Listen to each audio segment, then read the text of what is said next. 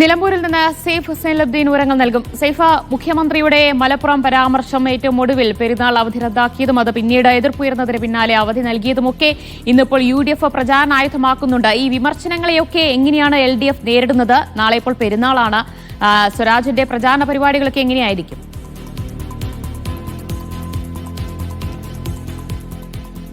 പെരുന്നാളായതുകൊണ്ട് സ്വാഭാവികമായിട്ടും വലിയ പ്രചരണ പരിപാടികളൊന്നും കാണില്ലല്ലോ ദിവ്യ. നാളെ സ്ഥാനാർത്ഥികൾ ഈദ്ഗാഹിലൊക്കെ പോവുക, പിന്നീട് സുഹൃത്തുക്കളുടെ വീട്ടിൽ പോവുക, ഉച്ചയ്ക്ക് ഏതെങ്കിലും സുഹൃത്തിന്റെ വീട്ടിൽ നിന്ന് ഭക്ഷണം കഴിക്കുക, ഈ രീതിക്കായിരിക്കും നാളെ ഉണ്ടാവുക. സ്വരാജും അങ്ങനെ തന്നെയാണ് തീരുമാനിച്ചിട്ടുള്ളത്. പക്ഷെ രാത്രിയോടുകൂടി മാത്രമേ എവിടെയൊക്കെ പോകണം, എവിടുന്ന് ആഹാരം കഴിക്കണം എന്ന കാര്യത്തിലൊക്കെ തീരുമാനം എടുക്കുകയുള്ളൂ.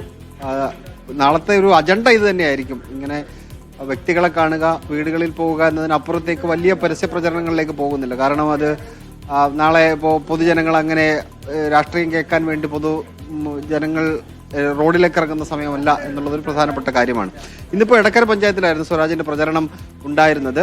അദ്ദേഹം രാവിലെ മുതൽ വൈകുന്നേരം വരെ ആ പഞ്ചായത്തിൽ ഉടനീളം പ്രചരണം നടത്തി. 4 പഞ്ചായത്തുകളുടെ പ്രചരണം പൂർത്തിയായിട്ടുണ്ട്. നിലമ്പൂർ നഗരസഭയിലെ പ്രചരണവും പൂർത്തിയായിട്ടുണ്ട്. ഇനി 3 പഞ്ചായത്തുകളാണ് ഉള്ളത്.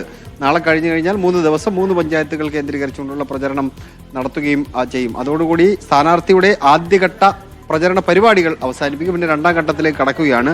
ഇന്നിപ്പോൾ ഉണ്ടായൊരു പ്രത്യേകത, CPM-ന്റെ സംസ്ഥാന നേതാക്കൾ വീണ്ടും നിലമ്പൂർ മണ്ഡലത്തിലേക്ക് എത്തിച്ചേരുകയാണ്. CPM-ന്റെ സംസ്ഥാന സെക്രട്ടറി നേരിട്ട് ഇവിടെ എത്തിച്ചേർന്നുകൊണ്ട് തെരഞ്ഞെടുപ്പ് പ്രവർത്തനങ്ങളുടെ ആദ്യഘട്ട വിലയിരുത്തലുകൾ നടത്തി. രാവിലെ 10 മണിക്ക് അദ്ദേഹം നേതൃത്വം നൽകുന്ന ഒരു യോഗമുണ്ടായിരുന്നു. എല്ലാ കേന്ദ്ര കമ്മിറ്റി അംഗങ്ങളും PB അംഗങ്ങൾ അടക്കമുള്ളവരും ഇവിടെ ചേർന്നുകൊണ്ട് ആദ്യഘട്ട പ്രചരണ പ്രവർത്തനങ്ങൾ വിലയിരുത്തിയിട്ടുണ്ട്. 2ാം ഘട്ടത്തിലേക്ക് കടക്കാനാണ് CPM-ന്റെ തീരുമാനം. മുഖ്യമന്ത്രി 13, 14, 15 തീയതികളിലാണ് ഇവിടേക്ക് എത്തിച്ചേരുന്നത്.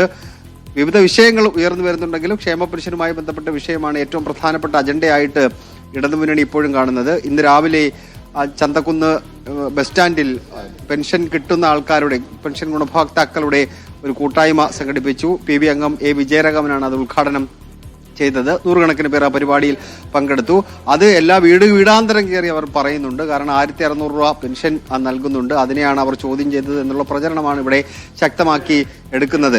ഈ തെരഞ്ഞെടുപ്പിന്റെ അവസാന സമയത്തേക്ക് എത്തുമ്പോൾ 2 ഗഡു കൂടി ഇനി സംസ്ഥാന സർക്കാരിന് കുടിശ്ശികയുണ്ട്. അതിൽ 1 ഗഡു കൂടി കൊടുത്തുകൊണ്ട് ഒരു സർജിക്കൽ സ്ട്രൈക്ക് നടത്തിയാൽ അത്ഭുതപ്പെടാനില്ല. കാരണം ഇടതുമുന്നണി അങ്ങനെയൊക്കെ ചില ആലോചനകൾ നടക്കുന്നുണ്ട്. അവരെ സംബന്ധിച്ച് ഈ തെരഞ്ഞെടുപ്പ് ജയിക്കുക എന്നതിനപ്പുറത്തേക്ക് വേറെ എന്തെങ്കിലും ഒരു ചിന്ത പോലും അവർക്ക് ഇല്ല. അതുകൊണ്ട് ഏത് തരത്തിലുള്ള രാഷ്ട്രീയ ഇടപെടലും അവരുടെ ഭാഗത്തു നിന്ന് ഉണ്ടാകാനുള്ള സാധ്യതകളാണ് നമുക്ക് കാണാൻ കഴിയുന്നത്. ക്ഷേമ പെൻഷൻ ഒരു പ്രധാനപ്പെട്ട വിഷയമായതുകൊണ്ട് അങ്ങനെ ചില നീക്കങ്ങൾ, ചർച്ചകൾ നടക്കുന്നുണ്ട്.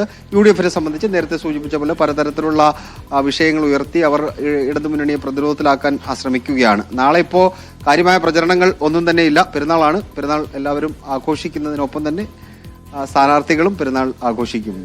എന്തായാലും പെരുന്നാൾ ആഘോഷത്തിന്റെ തിരക്കിൽ തന്നെയാണ് സ്ഥാനാർത്ഥികളുള്ളത്. നാളെ ഇപ്പോൾ ഈദ്ഗാഹുകളൊക്കെ സന്ദർശിച്ചുകൊണ്ട് തന്നെയായിരിക്കും LDF സ്ഥാനാർത്ഥി M സ്വരാജിന്റെയും വോട്ട് തേടൽ എന്നതാണ്. സെയ്ഫ് ഹുസൈനുദ്ദീനാണ് വിവരങ്ങൾ നൽകിയത്. എന്തായാലും